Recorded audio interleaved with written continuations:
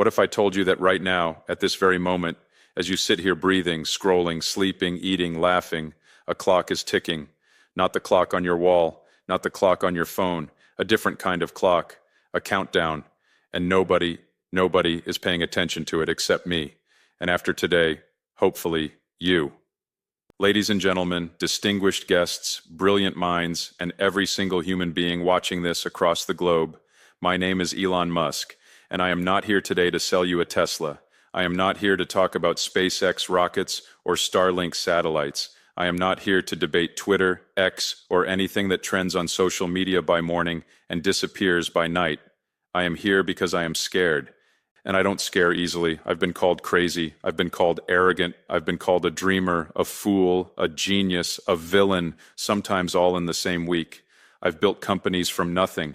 I've watched rockets explode and built them again. I've lost billions of dollars in a single day and went back to work the next morning. Fear is not something I wear comfortably, but today I am wearing it. Because what is coming, what is already here, is bigger than any rocket I have ever built. It is bigger than any company. It is bigger than any one nation, any one government, any one ideology. And if we don't act together, we may not get a second chance. So yes, I need your help. Before it's too late, let me take you back. Not hundreds of years, not thousands, just a few decades. In 1970, the world population was approximately 3.7 billion people. Today, we are over 8 billion.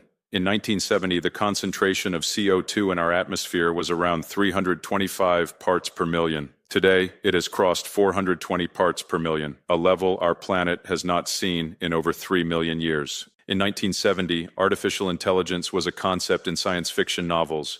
Today, AI systems are writing code, diagnosing diseases, creating art, composing music, driving cars, and we have barely scratched the surface of what they will do next. In 1970, the internet did not exist. Today, more than 5 billion people are connected to it, and through it, we share information, misinformation, inspiration, and destruction at the speed of light. The world has changed, faster than our laws can keep up, faster than our governments can respond, faster than our schools can teach, faster than our minds can process.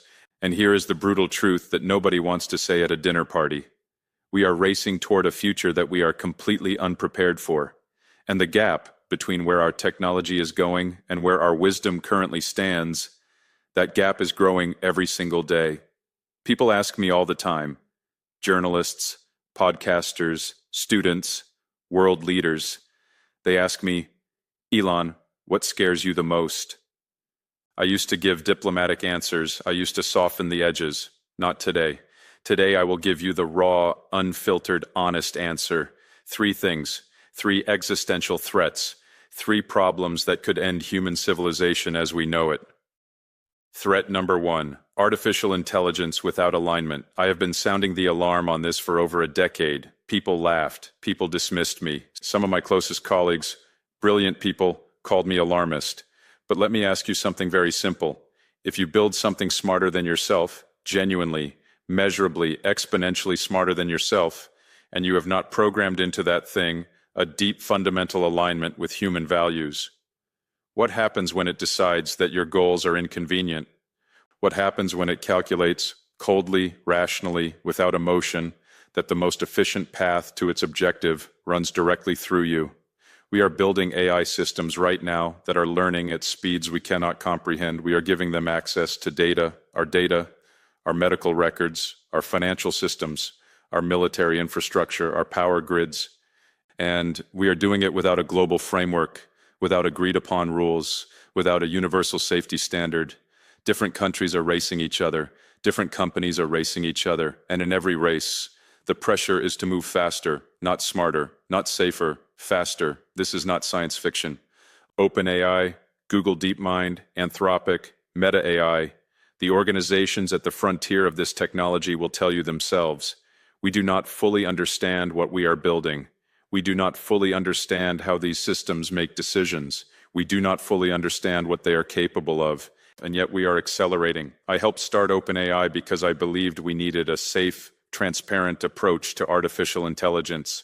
I left because I believed we were not moving in that direction anymore. I started XAI because I believe someone needs to pursue truth-seeking AI that is genuinely, fundamentally aligned with the curious, exploratory, questioning spirit of humanity. But I cannot do it alone. We need global governance of AI, not to stop progress, but to ensure that progress serves all of humanity and not just the few who control the technology. This is not optional. This is survival. Threat number 2, climate change and the slow suicide of our planet. I know. You've heard this before. You've heard the statistics. You've seen the charts. You've watched the documentaries, and maybe you're tired of hearing it. But here's what I want you to understand, not as an environmentalist, not as a politician, but as an engineer who looks at systems. Our planet is a system, and we are breaking it. The oceans are warming. The ice caps are melting. Weather patterns that have been stable for thousands of years are becoming chaotic. Droughts are lasting longer. Fires are burning hotter. Storms are growing stronger. This is not a future problem. Hurricane Idalia, the wildfires in Hawaii, the catastrophic floods in Libya, the deadly heat waves across Europe and Asia. This is happening now, today, this year. And here's what makes me most frustrated. We have the solutions. Solar energy is now the cheapest form of electricity in human history. Battery technology is advancing faster than almost any other field. Electric vehicles are becoming mainstream. We know how to build sustainable cities, sustainable agriculture, sustainable energy systems. We know how to fix this. What we lack is urgency. What we lack is the collective will to say, enough. We choose our planet. We choose our children's future. We choose life. Tesla was not just a car company to me. It was a proof of concept, a demonstration to the world that sustainable energy is not just possible, it is superior. That you can drive a car that produces 0 emissions and still go 0 to 60 in under 2 seconds. That being green does not mean being slow, or boring, or poor. But Tesla alone cannot save the planet. I need every government, every company, every entrepreneur, every inventor, every scientist, every teacher, every student. I need all of you in this fight, because the planet does not negotiate. The atmosphere does not give extensions. Nature does not care about our quarterly earnings reports. We either solve this together or we suffer alone. Threat number 3, the death of critical thinking. This one is less obvious, but in many ways it is the most dangerous of all. We are living in the age of infinite information, and somehow, paradoxically, tragically, we are becoming less informed. We are surrounded by more data than any generation in human history.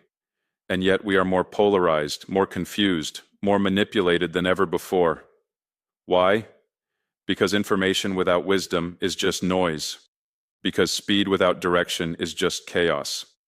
Because connectivity without truth is just a very efficient way to spread lies. Social media algorithms, and I say this as someone who owns one of the largest social media platforms in the world, social media algorithms are designed to maximize engagement. And what maximizes engagement? Outrage, fear, division, sensationalism, not truth, not nuance, not complexity. We have built the most powerful communication tools in human history, and we have accidentally, or maybe not so accidentally, designed them to make us angry, afraid, and stupid. And now, with AI-generated content, deepfakes, synthetic media, we are entering an era where you will not be able to trust your own eyes, where a video of a world leader saying something they never said will be indistinguishable from reality, where your own memories, your own perceptions can be manipulated. If we lose the ability to agree on basic facts, we lose the ability to solve any problem at all, because you cannot fight a fire if half the room is arguing about whether the fire exists. I know what you're thinking. Elon, this is incredibly depressing. Why are you doing this to us? Because I don't believe in comfortable lies, and because after everything I've told you, after every dark cloud I've painted across this sky, I want you to know something with absolute certainty. I am the most optimistic person in this room. I believe in humanity, not in a naive greeting card way.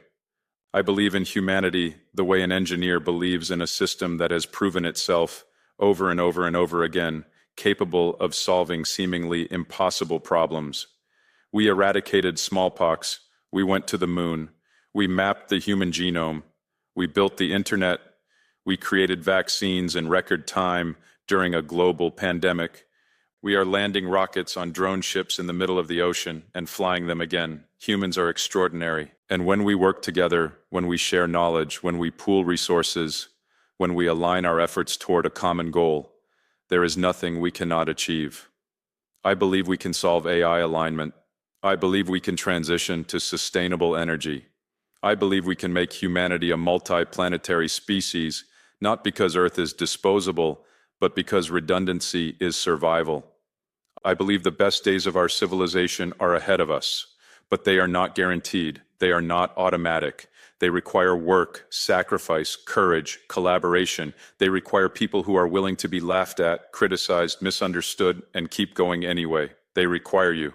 So here it is. Here is my ask. Not for money, not for votes, not for followers. I am asking for your mind. I am asking you to think. Really think, not just react, not just scroll, not just consume. Think, ask hard questions, demand real answers, hold leaders, including me, accountable. Educate yourself, not just in your field, but in the fields that are shaping our collective future. Learn about AI, learn about climate science, learn about cognitive biases, and how your own mind can be manipulated. Be the kind of citizen that democracy was designed for, an informed, engaged, critical thinker. I am asking entrepreneurs in this room, build things that matter, not just things that are profitable, not just things that are trendy. Build things that make the world genuinely better.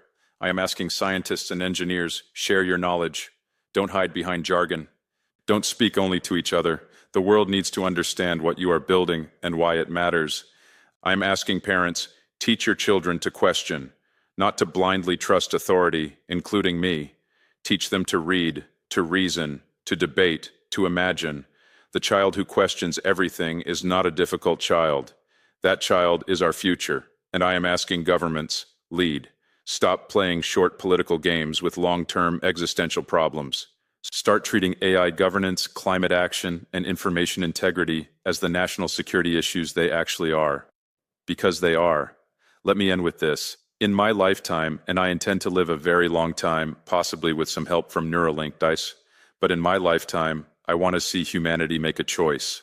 Not the easy choice, not the comfortable choice, not the politically convenient choice, the right choice.